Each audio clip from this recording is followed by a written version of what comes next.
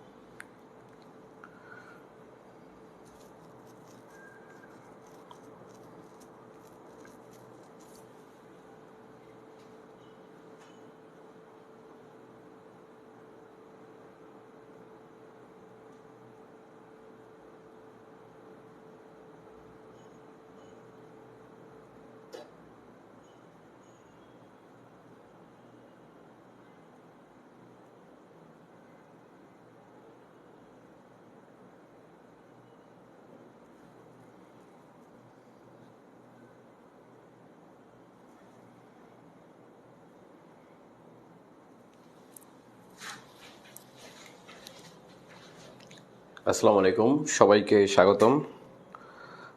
আজকে আমরা মহান মুক্তিযুদ্ধের দ্বিতীয় পর্ব, আপনারা বুঝতে পারছেন।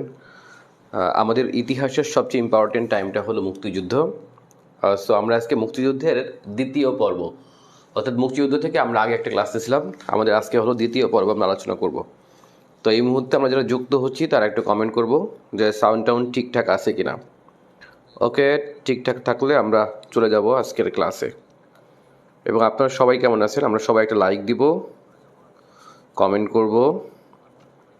ওকে, তারপরেই হচ্ছে আমাদের মুক্তিযুদ্ধের পর্বটা শুরু হবে।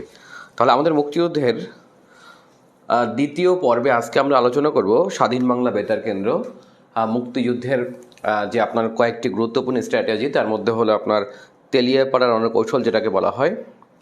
তারপরে আলোচনা করব আমরা মুক্তিযুদ্ধের সেক্টর, সাবসেক্টর, মুজিবনগর সরকার এবং মুক্তিযুদ্ধে বিদেশি শক্তিবর্গের ভূমিকা সম্পর্কে। ওকে, আমরা একটু যারা এই মুহূর্তে যুক্ত আছি আমরা একটু কমেন্ট করব। আচ্ছা স্যার, 10 মার্চের প্রিলি হওয়ার সম্ভাবনা আছে কি না? 10 মার্চে প্রিলি হওয়ার সম্ভাবনা নেই, আপনারা বুঝতেই পারছেন। কেন নেই তার কারণ হলো, আজকে কয় তারিখ আপনারা বুঝছেন? আজকে হলো অলরেডি 12 তারিখ না? 12 তারিখ, তার মানে সম্ভাবনা একদম নাই। এত আর্লি মানে প্রিলি হওয়ার সম্ভাবনা খুবই কম, বাট তারপরেও যেহেতু ঘোষণা আসেনি সেহেতু আমরা একটু ওয়েট করব ঘোষণা পর্যন্ত। ওকে, কারণ আমাদের হাতে তো আর কিছু নেই, মিনিমাম হচ্ছে 1 মাস আগে তারিখ ঘোষণা করে। ওকে, আর দ্বিতীয় কথা হলো, আমি পিএসসিতে চাকরি করে এমন একজনের কাছে খোঁজ নিয়েছি। যদি আপনার প্রস্তুতি নিতে হয় তাহলে তো মিনিমাম 1 সপ্তাহব্যাপী একটা প্রস্তুতি ভিতরে থাকে। যেহেতু তেমন কোনো প্রস্তুতি দেখে নাই সেহেতু ধারণা করা হয় যে আপনার হবে না। ওকে, আর যদি কোনোভাবে তারিখ চেঞ্জই হয় তার মানে বুঝতে হবে এই তারিখটা আমাদের ঈদের আগে আর হওয়ার সম্ভাবনা নেই। ওকে, সবাই সালাম দিচ্ছেন, আমরা শুরু করে দেবো এখনই। যেহেতু মুক্তিযুদ্ধ খুবই ইম্পর্টেন্ট, আমরা খুব দ্রুত সবাই যুক্ত হয়ে যাই। ওকে, সুজন শাহরিয়ার বলছেন আসসালামু আলাইকুম। ওয়ালাইকুম আসসালাম। সালমা রিঙ্কি সালাম দিয়েছেন, ওয়ালাইকুম আসসালাম। সবাইকে একসাথে ওয়ালাইকুম আসসালাম। আদিবা সরকার ও আমিনা সরকার, বিভা থ্যাংক ইউ আপনাকে। আদাব স্যার। ও অনিমা, আমিনা না, sorry, Anima Sarkar, Bibha thank you আপনাকে। আচ্ছা, আমরা এখনই যুক্ত হয়ে যাব সবাই, তারপরে আমরা ক্লাসটা শুরু করে দিব। ওকে,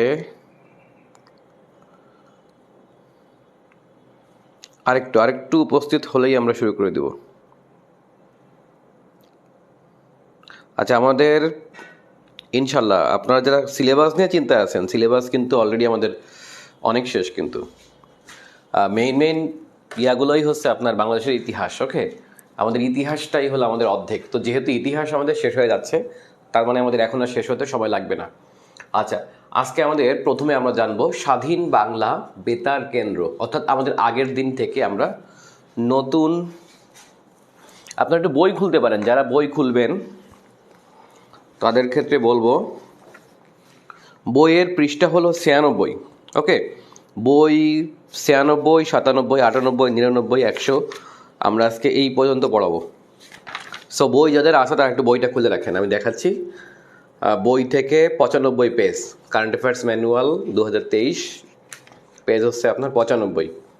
ওকে, আচ্ছা, আমাদের প্রথম হলো 26 মার্চের ঘোষণা, এটা তো আমরা পড়ছি অলরেডি গতকালকে। তারপরে 96 পৃষ্ঠায় দেখেন যে স্বাধীন বাংলা বেতার কেন্দ্র, এগুলো হচ্ছে আমাদের মুখস্থ করতে হবে, আর গুরুত্বপূর্ণ ঘটনাগুলো আমরা এখান থেকে মনে রাখবো, তাহলেই হচ্ছে এখান থেকে আমাদের কমন আসবে পরীক্ষায়। তাহলে প্রথমে আমরা একটু লিখি, শিরোনামটা হলো কি, স্বাধীন বাংলা বেতার কেন্দ্র। যদি পারেন কেউ নোট করতে পারেন, আর যদি নোট না করেন তাহলে বইটা খুলে আপনি দাগাইলে হবে, ঠিক আছে। মেইন পয়েন্ট হচ্ছে আপনার কোনগুলো। আচ্ছা, যদি বলা হয় যে স্বাধীন বাংলা বেতার কেন্দ্র প্রতিষ্ঠা করে কারা, তাহলে অ্যান্সার হবে এক কথায় হলো এটি প্রবাসী সরকার। প্রবাসী সরকার কর্তৃক পরিচালিত মুক্তিযুদ্ধকালীন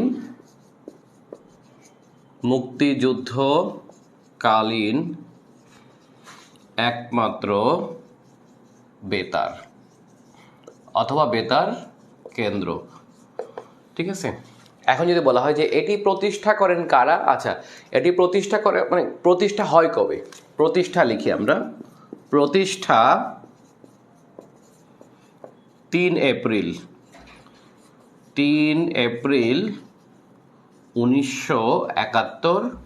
আর প্রতিষ্ঠা করেন, প্রতিষ্ঠাতা হলো বেলাল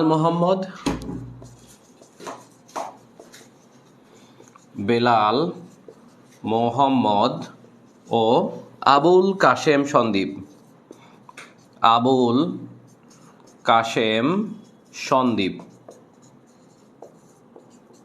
ওকে, অর্থাৎ পাকিস্তান বেতারের স্ক্রিপ্ট রাইটার ছিল বেলাল মোহাম্মদ। এই বেলাল মোহাম্মদ এবং আবুল কাশেম সন্দীপ নামে দুজন হচ্ছে আপনার এই স্বাধীন বাংলা বেতার কেন্দ্র প্রতিষ্ঠা করে। এখন এইটার ভূমিকা কি, আচ্ছা, এটার মানে এটা মুক্তিযুদ্ধে এটার অবদান কতটুকু? মুক্তিযুদ্ধে অবদান হলো আপনার,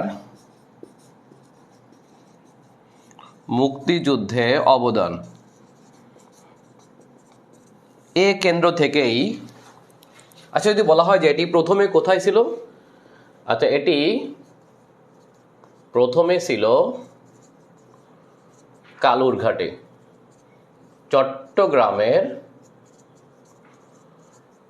চট্টগ্রামের কালুরঘাটে। ওকে, অর্থাৎ এটি হলো প্রথমে প্রতিষ্ঠা হয় চট্টগ্রামের কালুরঘাটে, পরবর্তীতে এটি সরিয়ে নেওয়া হয় কোথায়, পরবর্তীতে এটি হলো আপনার সরিয়ে নেওয়া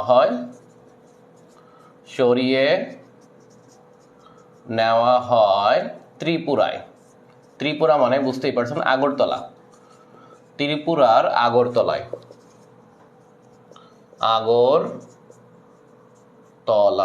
ঠিক আছে। এখন এটার গুরুত্ব কি, মুক্তিযুদ্ধে এটার অবদান কি? আমরা জানি যে এই কেন্দ্র থেকেই কিন্তু আপনার M A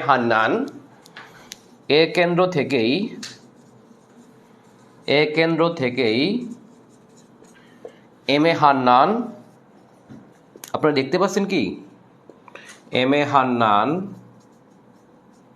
O major Zia বঙ্গবন্ধুর স্বাধীনতার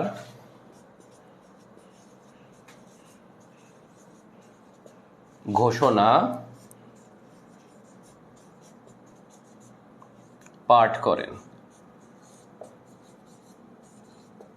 তার মানে দেখেন, মুক্তিযুদ্ধের অনুপ্রেরণা হিসেবে কিন্তু আপনার এই কেন্দ্রটা আপনার অসম্ভব ভূমিকা রাখে।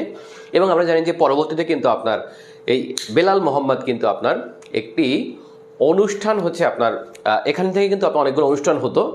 এর মধ্যে একটা হচ্ছে আপনার জল্লাদের দরবারে, আমরা জানি জল্লাদের দরবারে, আর একটা ছিল হচ্ছে আপনার কি যেন জল্লাদের দরবারে আরেকটা হলো কি যেন, দুইটা অনুষ্ঠান, চরমপত্র, হ্যাঁ চরমপত্র এবং হচ্ছে আপনার জল্লাদের দরবারে নামে দুইটা অনুষ্ঠান হতো, যে এইখানে হচ্ছে আপনার ইয়াহিয়া খানকে হচ্ছে আপনার এখানে নেগেটিভ দেখানো হতো। ওকে, এবং এই চরমপত্র এবং হচ্ছে আপনার জল্লাদের দরবারে এই দুইটাই কিন্তু আমাদের মুক্তিযোদ্ধাদের হচ্ছে আপনার অনুপ্রেরণা যোগাতো।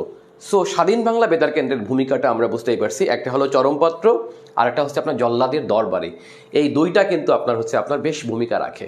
ঠিক আছে, এখন যদি প্রশ্ন করা হয় যে এটি বাংলাদেশ বেতার নামকরণ করা হয় কবে, এটি কিন্তু আপনার পরবর্তীতে কিন্তু আপনার এটাকে বাংলাদেশ বেতার নামকরণ করা হয় 6 ডিসেম্বর 1971 সালে। তার মানে এখান থেকেই হচ্ছে আপনার বাংলাদেশ বেতারের সৃষ্টি হয় আমাদের শত্রুমুক্ত হওয়ার আগে।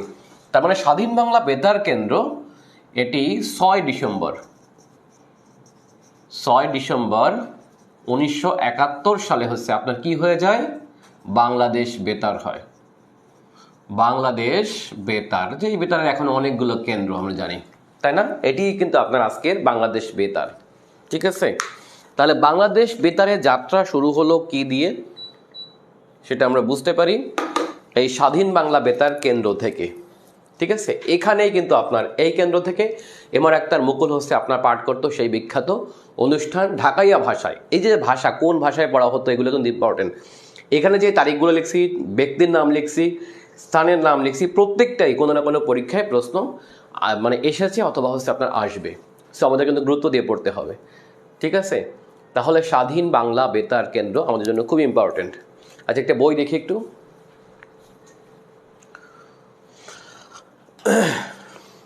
তাহলে এরপর দেখি আমরা, তাহলে স্বাধীন বাংলা বেতার কেন্দ্রের পরে যদি আমরা বলি কি আছে, তাহলে স্বাধীন বাংলা বেতার কেন্দ্রটা আপনারা গুরুত্ব দিয়ে পড়বেন। আমরা এই মুহূর্তে যুক্ত আছি কয়জন দেখি,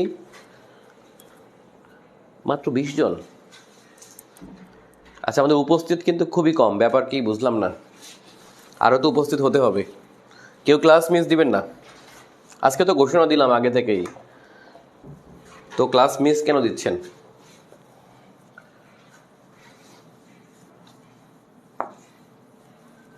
মুক্তিযুদ্ধের ক্লাস তো অনেক ইম্পর্টেন্ট, আপনারা এখান থেকে প্রশ্ন কমন পাবেনই, প্রিলি, লিখিত, সব ভাইবা, সব পরীক্ষার জন্য। সো এটাকে আপনারা অবশ্যই গুরুত্ব দিয়ে ক্লাস করবেন। আচ্ছা, এবার দেখি আমরা তারপরে, যা হোক যদি কেউ মিস করে থাকেন তারা করে নেবেন। আচ্ছা, এরপর দেখেন আমাদের আছে স্বাধীনতা দিবস এবং বিজয় দিবসের মধ্যে পার্থক্য কী। এটা পার্থক্যটা আপনারা জানেন যে স্বাধীনতা দিবস হচ্ছে আপনার একটু ব্যতিক্রম আমাদের বেলা।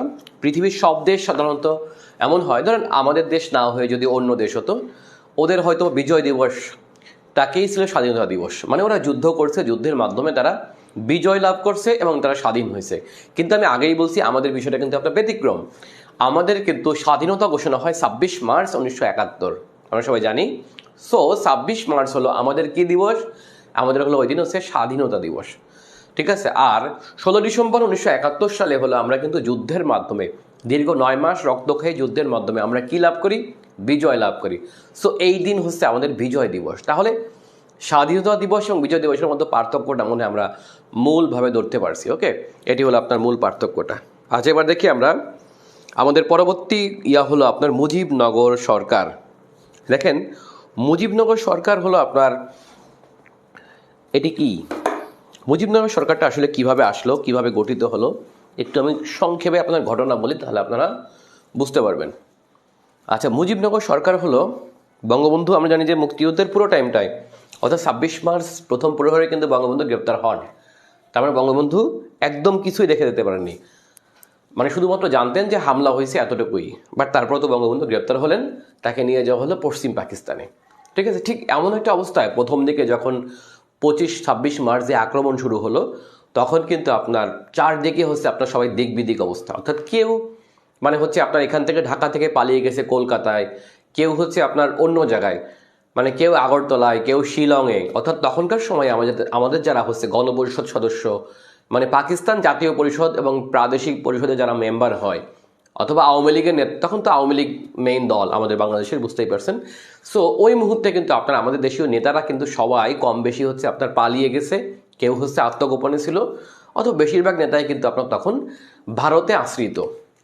ঠিক সেই সময় হচ্ছে আপনার মুক্তিযুদ্ধটাকে যিনি সংগঠিত করেন তিনি হলেন আপনার তাজউদ্দিন আহমেদ, অর্থাৎ বঙ্গবন্ধুর অবর্তমানে তাজউদ্দিন আহমেদ হলো আপনার আমাদের মুক্তিযুদ্ধকে সংগঠিত করেন।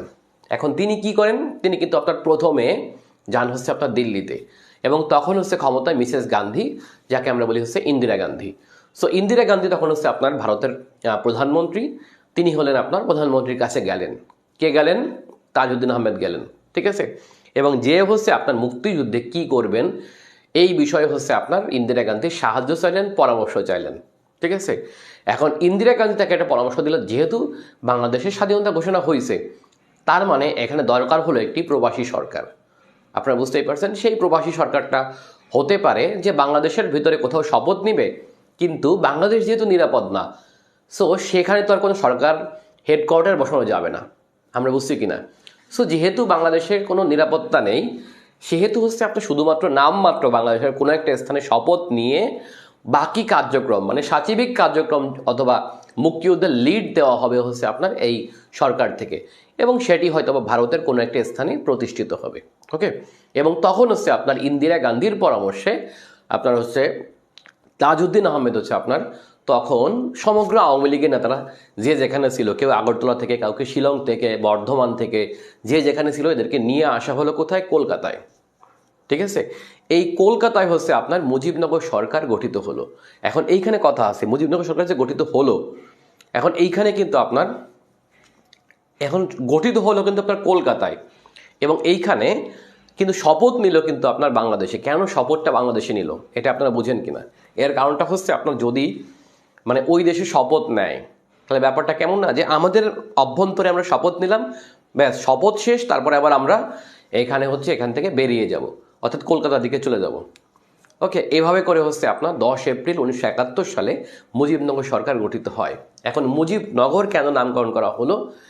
এর কারণ হচ্ছে আপনার মুজিবনগর কারণ হলো আপনার যেহেতু বঙ্গবন্ধুর নামে হচ্ছে আপনার মুক্তিযুদ্ধ পরিচালিত হতো, সেহেতু বঙ্গবন্ধুকে হচ্ছে আপনার রাষ্ট্রপ্রধান করে, তারপরে সৈয়দ নজরুলকে হচ্ছে আপনার উপরাষ্ট্রপতি তথা ভারপ্রাপ্ত রাষ্ট্রপতি, যেহেতু রাষ্ট্রপতি তখন জেলে, ওনাকে হচ্ছে করে হচ্ছে আপনার এই মুজিবনগর সরকার গঠিত হলো, এবং এই সরকারের প্রধানমন্ত্রী হলো আপনার তাজউদ্দিন আহমেদ। ওকে, এটি ছিল আপনার মুজিবনগর সরকারের কাঠামো। এখন একটু আসি আমরা এটা কীভাবে গঠিত হলো এবং কেন বাংলাদেশের অভ্যন্তরে শপথ নিল। আমি আগেই বলছি যে যতই কলকাতায় গঠিত হোক, বাট এটা শপথ তো বাংলাদেশের অভ্যন্তরে নিলে এটা একটা প্রেস্টিজিয়াস ইস্যু। ওকে, এখন প্রথম দিকে হচ্ছে আপনার এটির জন্য নির্ধারণ করা হলো তৎকালীন কুষ্টিয়া, ধরেন এটা হলো কুষ্টিয়া বৃহত্তর ধরলাম কুষ্টিয়া জেলা, জেলার নাম হলো কি? কুষ্টিয়া জেলা। এই কুষ্টিয়া জেলার চুয়াডাঙ্গাকে প্রথম হচ্ছে আপনার ঠিক করা হলো যে মুজিবনগর সরকার সেখানে শপথ নিবে। কিন্তু দেখা গেল যে পাকিস্তান বাহিনী তখন হচ্ছে আপনার এই তথ্য হচ্ছে আপনার জেনে যায় এবং ফাঁস হয়ে যায়। সো ফাঁস হয়ে গেলে হচ্ছে আপনার কুষ্টিয়া জেলার আরেকটা মানে চুয়াডাঙ্গায় না হয়ে, চুয়াডাঙ্গা মহকুমায় না হয়ে এই সরকার হচ্ছে আপনার শপথ নিল কোথায়? সেটি হলো আপনার একদম বাংলাদেশ ভারত সীমান্তবর্তী একটি আম বাগান, এবং সেটি হলো আপনার মেহেরপুরে। তাহলে কোথায় শপথ নিল? মেহেরপুর মহকুমা। মেহেরপুর মহকুমায় হচ্ছে আপনার এই মুজিবনগর সরকার শপথ নিল। তার মানে কুষ্টিয়া জেলার মেহেরপুর মহকুমায় হচ্ছে আপনার শপথ নিল কি? এবং তখন হচ্ছে আপনার এই মেহেরপুর মহকুমার যে জায়গাটি এই যেখানে শপথ নিল তার নাম ছিল হচ্ছে বৈদ্যনাথতলা। নাম ছিল কি?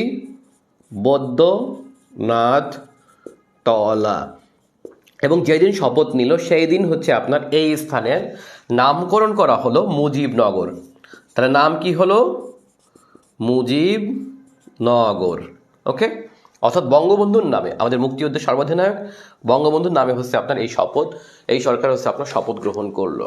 ওকে, এখন এই সরকারের কাঠামোটা যদি আমরা বলি কে কোন দায়িত্বে ছিল, আমরা জানি যে এখান থেকে প্রায় প্রত্যেক বিসিএস এখান থেকে প্রশ্ন হয়। সো আমাদের এটা খুব ভালো করে পড়তে হবে। তাহলে একটু দেখি আমরা এখান থেকে, বই থেকে দেখেন। আচ্ছা, এর ছিল কি? 10 এপ্রিল মুক্তিযুদ্ধ পরিচালনা, আন্তর্জাতিক সমর্থন আদায় এবং মিত্র দেশ ভারতের সাথে সম্পর্ক রক্ষার লক্ষ্যে হচ্ছে আপনার মুজিবনগরের বৈদ্যনাথতলায় এই মুজিবনগর সরকার প্রতিষ্ঠিত হয়। ঠিক আছে, মানে মেহেরপুরের বৈদ্যনাথতলায়, যেটি হচ্ছে পরবর্তীতে মুজিবনগর নামকরণ করা হয়। এভাবেই হচ্ছে আপনার মুজিবনগর সরকার শপথ গ্রহণ করে।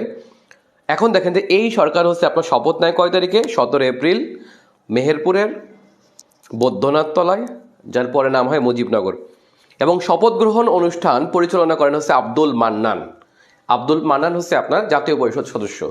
তাহলে শপথ গ্রহণ অনুষ্ঠান পরিচালনা করছে একজন, আর ঘোষণাপত্র পাঠ করে এবং স্বাধীনতার ঘোষণাপত্র পাঠ করেন হচ্ছে আপনার অধ্যাপক ইউসুফ আলী।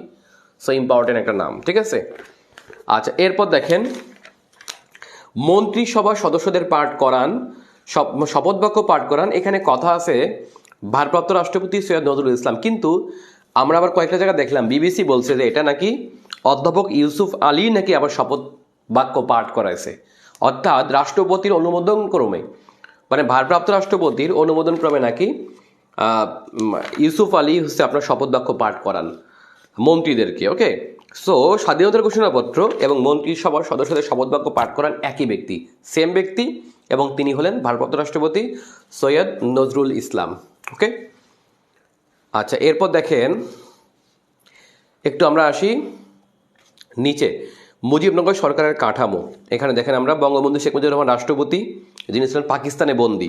ওকে, সৈয়দ নজরুল ইসলাম হচ্ছে আপনার উপরাষ্ট্রপতি, এবং যেহেতু বঙ্গবন্ধু নেই সেহেতু তিনি ভারপ্রাপ্ত রাষ্ট্রপতি। ওকে, তাজউদ্দিন আহমেদ ছিল হচ্ছে আপনার প্রধানমন্ত্রী, এবং এইখান থেকে দেখেন যে আপনার ওনার অন্য যে দায়িত্বগুলো ছিল সেগুলো কিন্তু আপনার ইম্পর্টেন্ট। প্রধানমন্ত্রী সবাই জানে, কিন্তু অন্য দায়িত্বগুলো আমরা দেখি, আমরা দেখেন খেয়াল করে, প্রতিরক্ষা, তথ্য সম্প্রচার, যোগাযোগ, অর্থনৈতিক কার্যাবলী। তার মানে অর্থনৈতিক কার্যাবলী যখন আমরা বুঝতে পারতেছি, তার মানে পরিকল্পনা বিভাগ, ঠিক আছে, শিক্ষা, স্থানীয় সরকার, স্বাস্থ্য, শ্রম, সমাজ কল্যাণ, সংস্থাপন এবং অন্যান্য যেসব বিষয় কারো উপর ন্যস্ত হয়নি তার দায়িত্ব ছিল তার প্রতি। তার মানে হচ্ছে অন্যদের দায়িত্ব যেগুলো আমরা দেখি না সেগুলো সব তার উপর ছিল। ওকে, এবার দেখি খন্দকার মোস্তাক আহমেদ ছিল পররাষ্ট্র আইন এবং সংসদ বিষয়ক মন্ত্রণালয়ে। এবং জানেন কি না যে লাস্টে কিন্তু আপনার খন্দকার মোস্তাক কিন্তু পাকিস্তানের সাথে কিন্তু আপনার এক ধরনের আঘাত করছিল, সুতরাং লাস্টের দিকে এসে কিন্তু আপনার মুজিবনগর সরকার থেকে হচ্ছে আপনার খন্দকার মোস্তাককে বাদ দেওয়া হয়। ঠিক আছে, এই বাদ দেওয়াটাও কিন্তু আপনার এক ধরনের খন্দকার মোস্তাক মাইন্ড করছিল, কেননা খন্দকার মোস্তাক চাচ্ছিল যে আপনার মুক্তিযুদ্ধটাকে হচ্ছে আপনার করার জন্য, মানে ডিলে না করে এটাকে হচ্ছে আপনার মানে এক অন কাইন্ড অফ আবারও ভ্যানিশ করার জন্য, অর্থাৎ মার্কিন চক্রান্তে, যেটা কিন্তু আমরা পরবর্তীতে বুঝতে পারি। আচ্ছা দেখেন, এরপরে ASM কামারুজ্জামান, ইনি ছিলেন হচ্ছে স্বরাষ্ট্র, সরবরাহ, ত্রাণ, পুনর্বাসন এবং কৃষি। সো এখানে ত্রাণ, পুনর্বাসন, কৃষি খুবই ইম্পর্টেন্ট, স্বরাষ্ট্র তো পরীক্ষা আসে এমনিতেই। মনসুর আলী ছিল অর্থ, বাণিজ্য, শিল্প এবং পরিবহন মন্ত্রণালয়ের। ঠিক আছে, তার মানে দেখেন যে এইগুলা, এই যে লাস্টের যে ইয়াগুলো আছে, খন্দকার মোস্তাক, কামরুজ্জামান, মনসুর আলী, বিশেষ করে খন্দকার মোস্তাক পরীক্ষা আসবে না কখনোই, বুঝতেই পারছেন কেন, বঙ্গবন্ধু হত্যা জড়িত।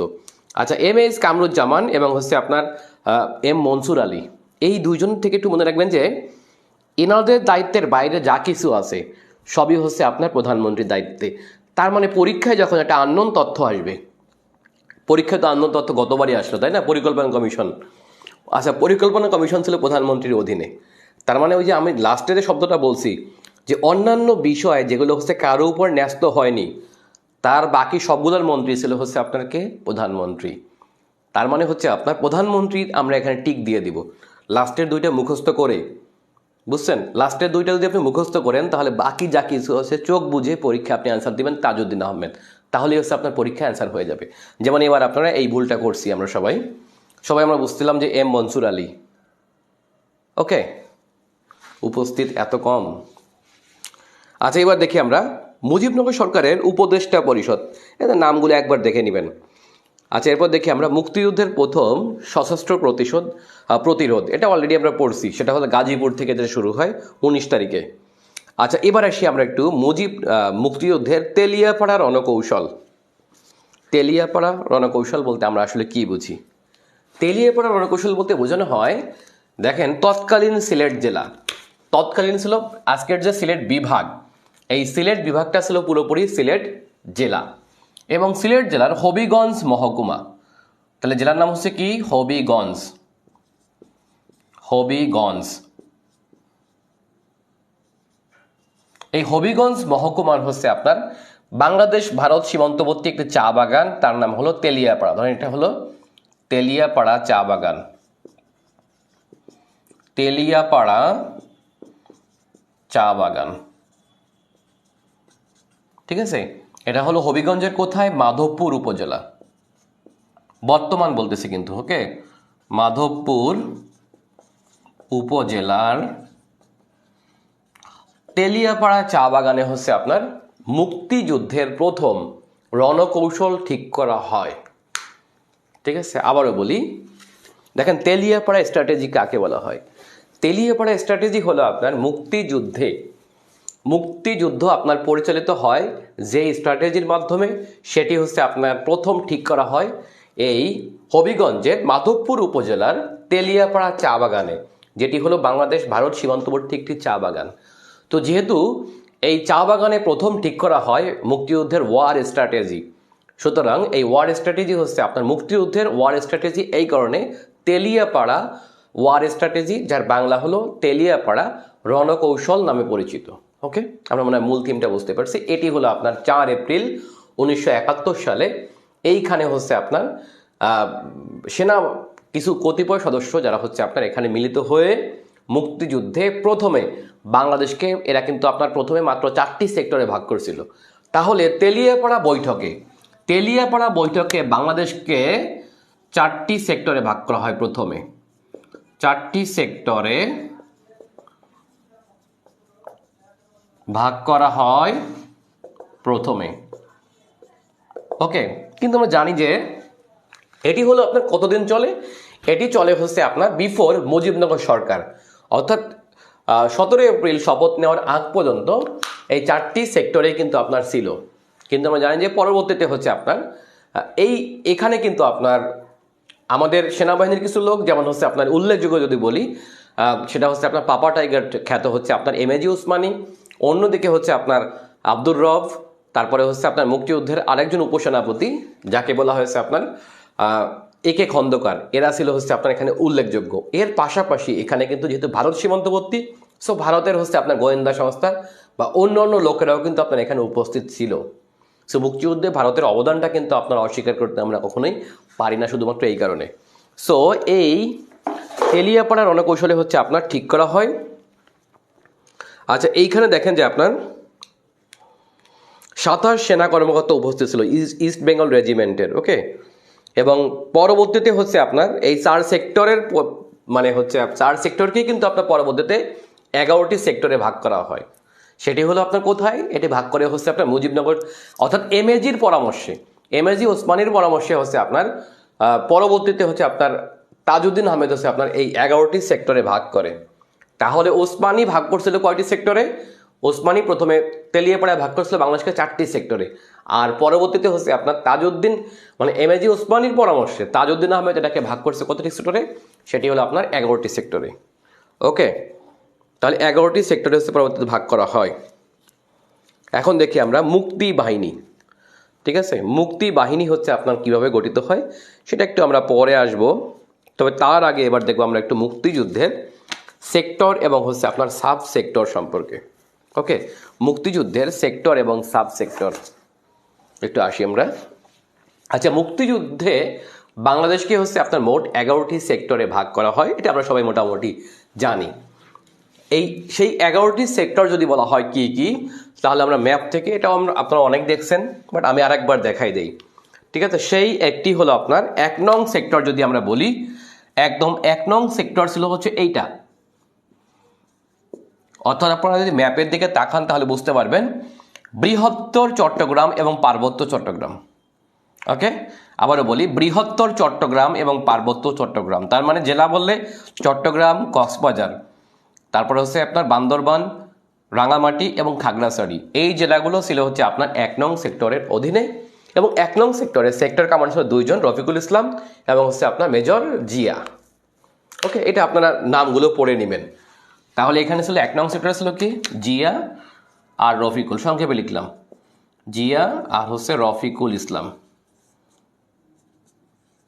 ঠিক আছে, আচ্ছা, এরপর দেখেন এই 1 নং সেক্টরের সীমানা ছিল ফেনী নদী, অর্থাৎ ফেনী নদীর এক প্রান্ত হলো আপনার 1 নং সেক্টর, আর অপর প্রান্ত যদি আমরা আসি ফেনী থেকে শুরু করে নোয়াখালী, বৃহত্তর কুমিল্লা, একদম ব্রাহ্মণবাড়িয়া পর্যন্ত, এই যে একটি এলাকা আপনারা দেখতে পাচ্ছেন, এটি ছিল মুক্তিযুদ্ধে 2 নং সেক্টর। তাহলে একদম ফেনী থেকে শুরু করে, ফেনী নদী থেকে শুরু করে, আর এই পাশে যদি বলি আমরা ঢাকা সিটি, ঢাকা সিটি পর্যন্ত ছিল সবই 2 নং সেক্টরে। ওকে, এটি হলো আপনার 2 নং সেক্টর। সবচেয়ে মানে উল্লেখযোগ্য সেক্টর হচ্ছে আপনার 2 নং সেক্টর। আমরা বুঝতেই পারি যেখানে হচ্ছে বাংলাদেশের রাজধানী বা পরবর্তীতে বাংলাদেশের মানে তখন বাংলাদেশের বৃহত্তম শহর, এবং রাজধানী যদি বলি আমরা পাকিস্তানের প্রাদেশিক রাজধানী ছিল কিন্তু আপনার ঢাকা। সো এই ঢাকা সিটি ছিল হচ্ছে আপনার 2 নং সেক্টরে। এই সেক্টরে সেক্টর কমান্ডার ছিল খালেদ মোশাররফ, আরেকটা হলো এটিএম হায়দার, আমি সংক্ষেপে লিখলাম হায়দার। ঠিক আছে, এটিএম হায়দার। তাহলে এই দুইটা জিনিস আপনারা মনে রাখবেন। একটা হলো এই দুইজন ব্যক্তির নাম খালেদ মোশাররফ এবং হচ্ছে আপনার এটিএম হায়দার, সংক্ষেপে লিখলাম হায়দার। এবং এই এটিএম হায়দারের বোন কিন্তু আপনার ছিল ক্যাপ্টেন সেতারা, একটু মনে রাখবেন, ক্যাপ্টেন সেতারা। আচ্ছা, ক্যাপ্টেন সেতারা নামটা আমি কেন লিখলাম? এই সেক্টরে হলো আপনার যেহেতু যারা মুক্তিযুদ্ধে যারা হচ্ছে আপনার আহত হতো, সে আহত সেনাদেরকে অবশ্যই সেবা দেওয়া দরকার হতো। সো সেই জন্য হচ্ছে এটিএম হায়দার একজন সেক্টর কমান্ডার, তখন তার বয়স হচ্ছিল মাত্র 24-25 বছর, খুবই কম বয়সী, মানে আমাদের থেকেও কম বয়সী। অনেকে আছেন এখানে আপনাদের বয়সী, বাট দেখেন তার বোন ছিল, ছোট বোন ক্যাপ্টেন সেতারা, তাকে হলো তিনি মুক্তিযুদ্ধে নিয়ে আসেন। এবং এই ক্যাপ্টেন সেতারা হচ্ছে আপনার তখন যেহেতু ডাক্তার, বুঝতেই পারছেন, সে হচ্ছে আপনার এইদিকে যে আগরতলা আছে 2 নং সেক্টর তো ঢাকা শহরে, বাট ঢাকা শহর তো আর এখান থেকে মানে হেডকোয়ার্টার করা যায় না। সো হেডকোয়ার্টার ছিল হচ্ছে আপনার এইদিকে। সো এই ক্যাপ্টেন সেতারা হচ্ছে আপনার কি করে, উনি হলেন আপনার তখন মুক্তিযোদ্ধাদেরকে হচ্ছে আপনার মানে যেহেতু একজন ডাক্তার, উনি কিন্তু ডাক্তার এবং সেনাবাহিনীর ক্যাপ্টেন, সেহেতু হচ্ছে উনি মুক্তিযুদ্ধে মুক্তি বাহিনীর সদস্যদেরকে হচ্ছে আপনার সেবা শুশ্রূষা করতেন বা ডাক্তারি মানে কাজগুলো করতেন। ওকে, তার মানে এটিএম হায়দার তার বোনকে নিয়ে এসলেন, যেই ক্যাপ্টেন সেতারাই কিন্তু বাংলাদেশের মুক্তিযুদ্ধে একজন মানে আমরা জানি যে খেতাবপ্রাপ্ত নারী মুক্তিযোদ্ধা, এবং তিনি কিন্তু একজন বীর প্রতীক। তাহলে ক্যাপ্টেন সেতারা হচ্ছে আপনার একজন বীর প্রতীক। তাহলে সম্পর্কে তিনি এটিএম হায়দারের বোন। আমরা জানি এটিএম হায়দারের জীবনকাল খুবই কম ছিল, মাত্র 28 বছর বয়সে কিন্তু তাকে চলে যেতে হয়। কেন চলে যেতে হয় আপনারা জানেন, যে পরবর্তীতে হচ্ছে 1975 সালে যখন হচ্ছে বঙ্গবন্ধুকে হত্যার পরে কিন্তু আপনার এটিএম হায়দার, খালেদ মোশাররফ এবং 8 নং সেক্টরের এই দিকে হচ্ছে আপনার সাব সেক্টর কমান্ডার ছিল যশোরের নাজমুল হুদা। এই 3 ব্যক্তি হচ্ছে আপনার মোস্তাককে হচ্ছে আপনার অপসারণ করছিল। ওকে, এবং ওই মুহূর্তে হচ্ছে আপনার তাকে এই মোস্তাককে অপসারণ করার পরে টাইম লাইনে চলে আসছিল হচ্ছে আপনার জিয়াউর রহমান। সুতরাং জিয়াউর রহমান অথবা কারো নির্দেশে হয়তোবা এই 3 জনকে হচ্ছে হত্যা করা হয় আফটার মোস্তাক। ওকে, এটা হলো যে 7 নভেম্বর 1971 সালে এই খালেদ মোশাররফ এবং এটিএম হায়দার এবং যশোরের সাব সেক্টর কমান্ডার মানে হচ্ছে আপনার কর্নেল নাজমুল হুদা, এই 3 জনকে হচ্ছে আপনার হত্যা করা হয় পরবর্তীতে। সো ওনার বয়স ছিল খুবই কম এটিএম হায়দারের, মানে মাত্র বিয়েও মনে হয় করেননি। ঠিক আছে, উনি মনে হয় বিয়ে করেননি, হ্যাঁ, এই বয়সে হচ্ছে আপনার তাকে মারা যেতে হয়। তাহলে মুক্তিযুদ্ধে 2 নং সেক্টর আপনার খুবই গুরুত্বপূর্ণ। আচ্ছা, এই 2 নং সেক্টরেই কিন্তু আপনার জন্মলাভ করেছিল ঢাকা সিটিতে একটি গেরিলা সংগঠন, যেটি হচ্ছে আপনার সুইসাইড স্কোয়াড বলা হতো মুক্তিযুদ্ধে, এবং সেটি ছিল হচ্ছে আপনার ক্র্যাক প্লাটুন। ঠিক আছে, এই ক্র্যাক প্লাটুন হচ্ছে আপনার গঠন করে হায়দার অথবা এটিএম হায়দার। এবং জানেন কিনা যে মুক্তিযুদ্ধে সকল সেক্টর কমান্ডাররা কিন্তু আপনার সম্মুখ যুদ্ধ করেননি। সম্মুখ যুদ্ধ বুঝেন তো, মানে হচ্ছে সেক্টর কমান্ডাররা অনেকেই হচ্ছে আপনার হয়তো ভারতে থাকতেন, কারণ সবগুলোর হেডকোয়ার্টার ছিল ভারতে, সীমান্তবর্তী ভারতীয় অংশে অনেকেই হচ্ছে ভারতে থাকতেন। কিন্তু মুক্তিযুদ্ধে কয়েকজন কমান্ডার আছে যারা হচ্ছে সরাসরি যুদ্ধ করছিল নিজেরা। এর মধ্যে একজন হচ্ছে আপনার খালেদ মোশাররফ, এটিএম হায়দার। আপনারা দেখবেন যে ওই সময় তার হচ্ছে বিবিসি বা অন্যান্য পত্রিকায় অথবা হচ্ছে আপনার টেলিভিশনে হচ্ছে তার সাক্ষাৎকার আছে, এবং দেখবেন একটা বিখ্যাত একটা এখনো আমরা দেখি মুক্তিযুদ্ধের টাইমে, যেটা হচ্ছে আমার নেতা তোমার নেতা শেখ মুজিব নামে একটা স্লোগান দিয়েছিল মুক্তিযোদ্ধারা, যেটি হচ্ছে অস্ত্র এভাবে হাতে করে। সামনে যে ব্যক্তিটা আপনার দেখতে পাই আমরা, তিনি হলেন আপনার খালেদ মোশাররফ। ওকে, এই হলো বিষয়। তাহলে ক্র্যাক প্লাটুন হচ্ছে আপনার গঠন করা হয় এই ঢাকা সিটিতে, এবং এটি ছিল এই 2 নং সেক্টরের অধীনে একটি গেরিলা সংগঠন। ঠিক আছে, যারা হচ্ছে সুইসাইড স্কোয়াড, অর্থাৎ তারা যে কোনো মুহূর্তে জীবন দিতে প্রস্তুত। যেমন আমরা জানি যে এরাই কিন্তু আপনার ঢাকার আপনারা জানেন যে মুক্তিযুদ্ধের সময় কিন্তু ঢাকায় একটি জায়গা ছিল হচ্ছে নো ওয়ার জোন বা নো ফ্লাই জোন। সেই জায়গাটির নাম কি বলেন তো?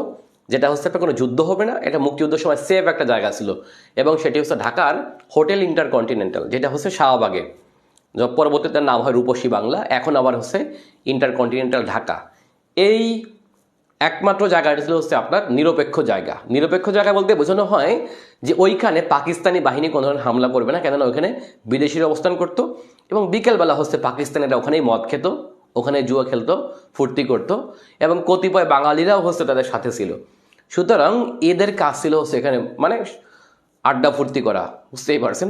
সো এই ইন্টারকন্টিনেন্টাল ঢাকায় কিন্তু আপনার পরবর্তী এই ক্র্যাক প্লাটুন কিন্তু আপনার হামলা করছিল, এবং এটার আপনারা জানেন যে গঠন করছিল কারা? ক্র্যাক প্লাটুন গঠন করে হচ্ছে আপনার ঢাকা ইউনিভার্সিটি এবং বুয়েটের মেধাবী ছাত্রবৃন্দ। এদের মধ্যে শহীদ জাহানারা ইমামের ছেলে হচ্ছে আপনার মানে রুমি, তারপর হচ্ছে আওয়ামী লীগের বর্তমান প্রেসিডেন্ট মেম্বার আছে আপনারা জানেন যে মোফাজ্জল হোসেন চৌধুরী মায়া, বিএনপির সাবেক মেয়র ছিল ঢাকার, নাম হচ্ছে সাদেক হোসেন খোকা। এরা ছিল হচ্ছে আপনার এই ক্র্যাক প্লাটুনের উল্লেখযোগ্য সদস্য, আপনারা যারা চিনেন। ঠিক আছে, যা হোক, আমি 2 নং সেক্টর থেকে একটু বিদায় নেই। আমরা দেখতে পাচ্ছি এই দিকে দেখেন ঢাকা জেলার উত্তর অংশ ছিল 3 নং সেক্টরে, তাহলে এই দিকেও কিছু ঢাকা আছে, বা ঢাকা জেলা, নট ঢাকা শহর। আর এইদিকে ছিল গাজীপুর, ওকে, এইদিকে আছে নরসিংদী,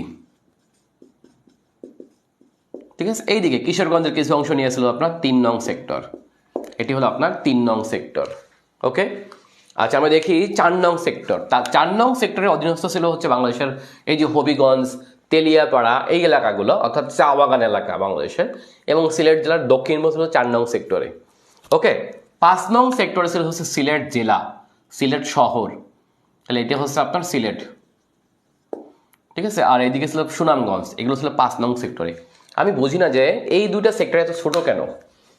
এই দিকে ছিল হচ্ছে আপনার ওসমানীর বাড়ি, আমরা জানি ওসমানীর বাড়ি হচ্ছে সুনামগঞ্জে, তৎকালীন সিলেট জেলার সুনামগঞ্জ মহকুমা, যেটা হচ্ছে বর্তমান সুনামগঞ্জ জেলা, হয়তোবা সেই কারণে এখানে 2টা সেক্টর ঘন ঘন, ওকে। এবার দেখি আমরা, তাহলে এটা হলো 5 নং সেক্টর। 5 নংয়ের পরে আসি আমরা একটু 6 নং সেক্টরে। 6 নং সেক্টর হচ্ছে বর্তমান যদি বলি তাহলে আমরা বলবো একসাথে রংপুর বিভাগ, রংপুর বিভাগ। কিন্তু এইখানে একটা জিনিস খেয়াল রাখতে হবে আমাদের, এই দিক কিন্তু যমুনা নদী, ব্রহ্মপুত্র নদীর যে এই দিকে যে অংশটা আছে, এখানে এই দিকে কিন্তু কুড়িগ্রামের কিছু অংশ ছিল। সো কুড়িগ্রামের কিছু অংশ কিন্তু আপনার 11 নং সেক্টরেও পড়ছে, এই দিকের অংশটা, ঠিক আছে। এটা মানে এখানে হয়নি, এখান থেকে এইভাবে হবে।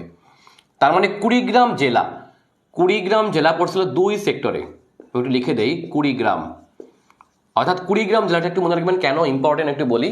কুড়িগ্রাম জেলা ছিল 2 দিকে, মানে অর্থাৎ হচ্ছে ব্রহ্মপুত্র নদীর এই প্রান্ত ছিল হচ্ছে আপনার কয় নং সেক্টরে? 6 নং সেক্টরে।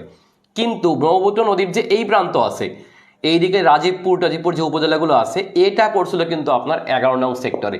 যেই কারণে দেখি আমরা কুড়িগ্রামের সন্তান, নাম হচ্ছে আপনার বিখ্যাত একজন মহিলা, যিনি কিন্তু আপনার মুক্তিযুদ্ধের খেতাবপ্রাপ্ত একমাত্র সম্মুখ যোদ্ধা, কে বলেন তো? যিনি কিন্তু আপনার মুক্তিযুদ্ধে সরাসরি যুদ্ধ করছে অস্ত্র হাতে। কিন্তু ক্যাপ্টেন সেতারা কিন্তু মুক্তিযুদ্ধের সেনাবাহিনীর লোক হলেও তিনি কিন্তু মানে মুক্তিযুদ্ধে হ্যাঁ তার অবদান অনেক, কিন্তু তিনি কিন্তু সম্মুখ যোদ্ধা না, তিনি কিন্তু সরাসরি অস্ত্র হাতে যুদ্ধ করেননি। তাহলে বাংলাদেশের দ্বিতীয় যে একজন নারী খেতাবপ্রাপ্ত মুক্তিযোদ্ধা আছে, তার নাম কি বলেন তো? তিনি হলেন আপনার তারামান বিবি। তাহলে তারামান বিবি যুদ্ধ করছে, তারামান বিবি, উনি কি প্রতীক মানে বীর প্রতীক, বীর প্রতীক দুজনেই, ক্যাপ্টেন সেতারাও বীর প্রতীক, উনিও বীর প্রতীক, ওকে। তাহলে তারামান বিবি যুদ্ধ করছে কিন্তু আপনার 11 নং সেক্টরে, যেই সেক্টর কমান্ডার ছিল খুবই গুরুত্বপূর্ণ একজন, এবং তিনি হলেন আপনার কি যেন নামটাই ভুলে গেলাম, খুবই উল্লেখযোগ্য একজন ক্রাসের কর্নেল খ্যাত, কি বলতো, তিনি হচ্ছে ক্রাসে ভর দিয়ে হাঁটতেন, কর্নেল তাহের, আর ছিল AM হামিদুল্লাহ। এরা ছিল হচ্ছে আপনার 11 নং সেক্টরে। তার মানে তারামান বিবি যুদ্ধ করছে কিন্তু আপনার যেই সেক্টরে, যার সাথে, সেটি হচ্ছে কর্নেল তাহেরের অধীনে। ঠিক আছে। এবং এই কর্নেল তাহেরও কিন্তু আপনার একজন ব্যতিক্রম ধর্মী সম্মুখ যোদ্ধা, মানে সেক্টর কমান্ডার, যিনি কিন্তু আপনার মুক্তিযুদ্ধে উনি কিন্তু আপনার সম্মুখ যোদ্ধা ছিল, অর্থাৎ তিনি কিন্তু যুদ্ধের মাঝখানে তার পা হারাইছিল। আপনারা জানেন যে পরবর্তীতে কিন্তু তাকে নিয়ে লেখা হয় সেই বিখ্যাত উপন্যাস, মানে বিখ্যাত যে আপনার কি বলবো, ডকু ফিল্ম নাকি ডকু ফিল্ম বলবো, মানে ডকু উপন্যাস যদি আমরা বলি, ডকুমেন্টারি, সেটি হচ্ছে আপনার ক্রাসের কর্নেল, যেটি লিখছে শাহাদুজ্জামান। ওকে, এটি হলো আপনার কর্নেল তাহের, উনি 11 নং সেক্টরে যুদ্ধ করে, আর তারামান বিবি ছিল তারই অধীনস্থ। এবং এটি যদিও কুড়িগ্রাম মনে হয় যেন রংপুর বিভাগে, বাট কুড়িগ্রামের যে অংশটি রাজীবপুর পড়ছিল হচ্ছে আপনার 11 নং সেক্টরে, উনি যুদ্ধ করেছেন হচ্ছে আপনার সেই কারণে 11 নং সেক্টরে। ওকে, এবার একটু আসি তাহলে, 6 নং গেল, 6-এর পরে আসি আমরা একটু 7 নং। 7 কোনটা? আচ্ছা, মুক্তিযুদ্ধে 7 নং সেক্টর বলতে বোঝানো হয়, এটা 6, এটি হলো আপনার 7, তাহলে এটি হলো রাজশাহী বিভাগ, অর্থাৎ রাজশাহী বিভাগের বেশিরভাগ অংশ। রাজশাহী বিভাগ ছিল হচ্ছে 7 নং সেক্টরে, তার মানে চাপাই ছিল 7, ঠিক আছে, চাপাই নগঞ্জ 7 নং সেক্টরে, রাজশাহী শহর 7 নং সেক্টরে, সিরাজগঞ্জ, পাবনা এগুলো ছিল 7 নং সেক্টরে, আমরা মানে বুঝতে পারি। অর্থাৎ দক্ষিণ দিকে হচ্ছে আপনার পদ্মা নদী, এটি ছিল হচ্ছে আপনার 7 নং সেক্টরের অধীনস্থ। ওকে, এবার আমরা একটু পদ্মা নদী পাড়ি দিয়ে যদি আমরা একটু দক্ষিণ দিকে যাই, তাহলে হচ্ছে আপনার বৃহত্তর কুষ্টিয়া, অর্থাৎ মুজিবনগর, বৈদ্যনাথতলা, মেহেরপুর মহকুমা, এগুলো ছিল হচ্ছে আপনার যেই সেক্টরে, সেটি হলো 8 নং সেক্টর। এটি হলো কি 8 নং সেক্টর। তাহলে কার বাড়ি কোথায়, কে কোন সেক্টরে ছিলেন সেটা আপনারা মনে হয় বুঝতে পারতেছেন, তাই না? তো এটি হলো 8 নং সেক্টর। এবার একটু আসি আমরা মুক্তিযুদ্ধে দক্ষিণ দিকে যে অংশটি, বিশেষ করে সুন্দরবন, এই সুন্দরবন ছিল হচ্ছে আপনার 9 নং সেক্টরে। তাহলে 9 নং সেক্টর ছিল হচ্ছে বৃহত্তর সুন্দরবন অংশ, নট অনলি সুন্দরবন বাট পুরো সুন্দরবনই ছিল হচ্ছে আপনার কোথায়, 9 নং সেক্টরে। এবং পাশাপাশি হচ্ছে আপনার এই দিকে যদি বলি আমরা, যশোরের দক্ষিণ, যশোর না আর কি, খুলনা জেলা, তারপরে বাগেরহাট জেলা, সাতক্ষীরা জেলা, এই দিকে হচ্ছে আপনার বরিশাল বিভাগ, পুরো বরিশাল বিভাগ ছিল হচ্ছে আপনার এই 9 নং সেক্টরের অধীনে, ঠিক আছে। আচ্ছা, তাহলে সুন্দরবন পুরোটা ছিল 9 নং সেক্টরে, মনে রাখবেন একদম সমুদ্র ঘেঁষা জায়গাটা ছিল 9 নং সেক্টরে। এই 9 নং সেক্টর কিন্তু আপনার এইদিকে বরিশাল বিভাগ পুরোটা, তার মানে সুন্দরবন সংলগ্ন সকল জেলা প্লাস বরিশাল বিভাগের সকল জেলা ছিল এই 9 নং সেক্টরে। একটু ব্যতিক্রম হতে পারে আর কি, আমি বেশিরভাগ বলতেছি আর কি। ওকে, তাহলে এবার আসি আমরা 10 নং সেক্টর, তাহলে কোনটা? আচ্ছা, 10 নং সেক্টর হলো আপনার এই যে সুন্দরবন থেকে যদি আমরা দক্ষিণ দিকে যাই, অর্থাৎ বাংলাদেশের যে আপনার পানি এলাকা, ঠিক আছে, আমরা যদি এখান থেকে একটু দক্ষিণ দিকে যাই, অর্থাৎ বাংলাদেশের যে আপনার সমুদ্র এলাকা আছে, এটি হলো আপনার 10 নং, আপনারা মনে দেখতে পাচ্ছেন না, 10 নং সেক্টর। এখন 10 নং সেক্টরের অধীনস্থ কয়েকটি ব্যতিক্রম যদি আমি বলি, তাহলে বলতে হবে এক হলো মংলা সমুদ্র বন্দর। মংলা তখন মনে নাম ছিল চালনাও বলতো কেউ, মংলা, চালনা নাকি চালনা, হ্যাঁ চালনা। আর একটা হলো চট্টগ্রাম, না কিন্তু চট্টগ্রাম সমুদ্র বন্দর অনলি, চট্টগ্রাম সমুদ্র বন্দর। এখানে মনে রাখবেন চট্টগ্রাম মুক্তিযুদ্ধে ছিল 1 নং সেক্টরে, চট্টগ্রাম শহর, কিন্তু চট্টগ্রাম সমুদ্র বন্দর ছিল কিন্তু আপনার 10 নং সেক্টরে, ঠিক আছে। আচ্ছা, আর ছিল নারায়ণগঞ্জ নৌবন্দর, নারায়ণগঞ্জ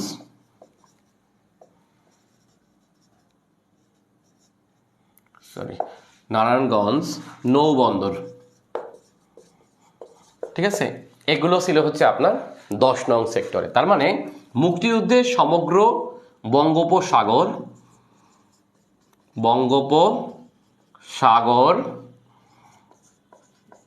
প্লাস মংলা অথবা চালনা সমুদ্র বন্দর, চট্টগ্রাম সমুদ্র বন্দর, নারায়ণগঞ্জ নৌ বন্দর, এগুলো ছিল আমাদের কত নং সেক্টরে?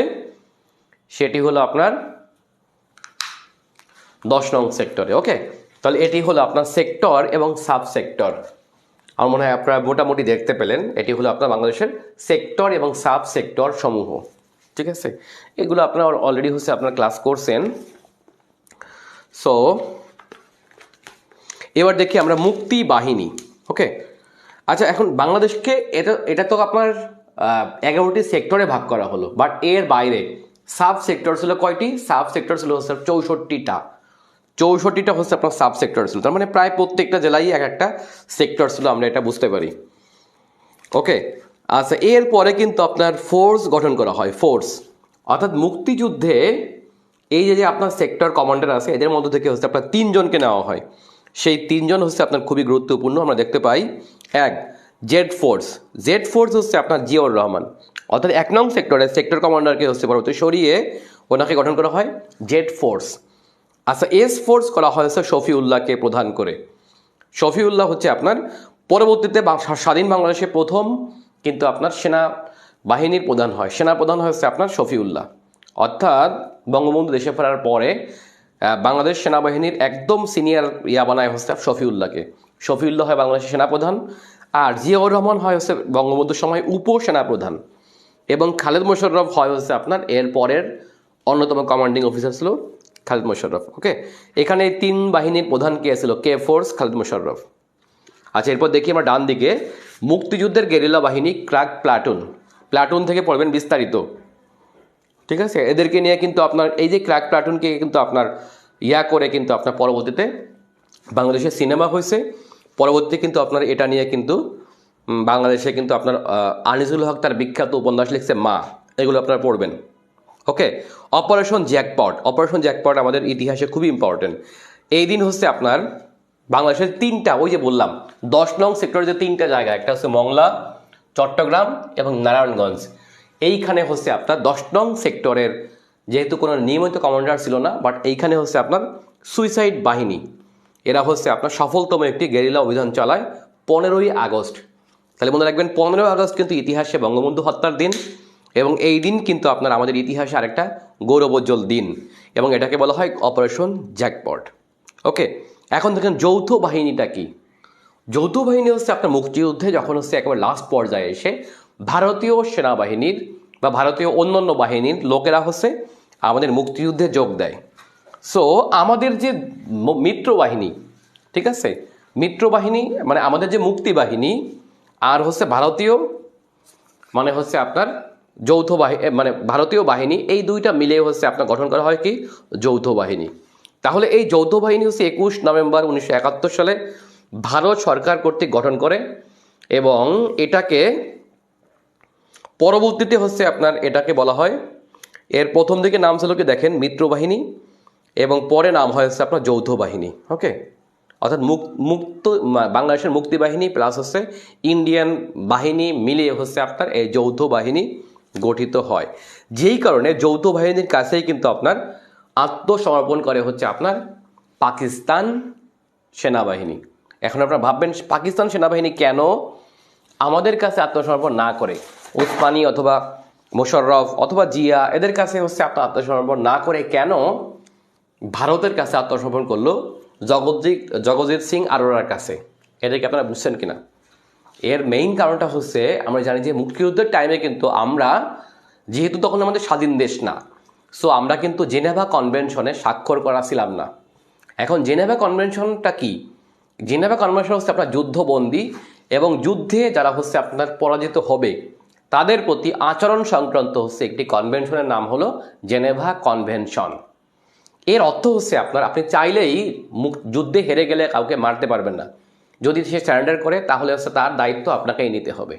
অর্থাৎ মুক্তিযুদ্ধে যেহেতু পাকিস্তান বাহিনী যেহেতু হচ্ছে আপনার আত্মসমর্পণ করছে, সেহেতু পাকিস্তান বাহিনীকে মানে হচ্ছে তখন সিকিউরভাবে হচ্ছে আপনার দেশে পৌঁছে দেওয়া আমাদের একটা দায়িত্ব ছিল। এখন আমাদের কাছে আত্মসমর্পণ করলে আমরা কি করতে পারতাম? হয়তো আমরা মেরে ফেলতে পারতাম, কেননা আমাদের রাগ ছিল। মুক্তিযুদ্ধে আমরা যেহেতু কোনো ধরনের চুক্তিতে স্বাক্ষর ছিলাম না, জেনেভা কনভেনশন স্বাক্ষর ছিল না, সেহেতু ওরা হচ্ছে আপনার ইন্ডিয়ার কাছে আত্মসমর্পণ করে, অর্থাৎ চাইলেই কিন্তু ইন্ডিয়া তখন ওদেরকে মারতে পারতো না। ওকে, এই কারণে হচ্ছে আমাদের প্রতি ওরা মানে আত্মসমর্পণ না করে ওদের সাথে করছে। এটি হলো আপনার পাকিস্তান বাহিনীর আত্মসমর্পণ। আচ্ছা, আমাদের আজকে মনে হয় দীর্ঘায়িত করবো না, যেহেতু আজকে উপস্থিত খুবই কম, একদম ভালো লাগতেছে না।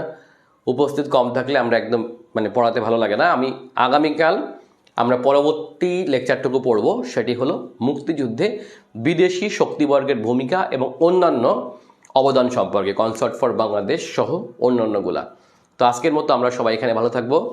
আল্লাহ হাফেজ, আসসালামু আলাইকুম।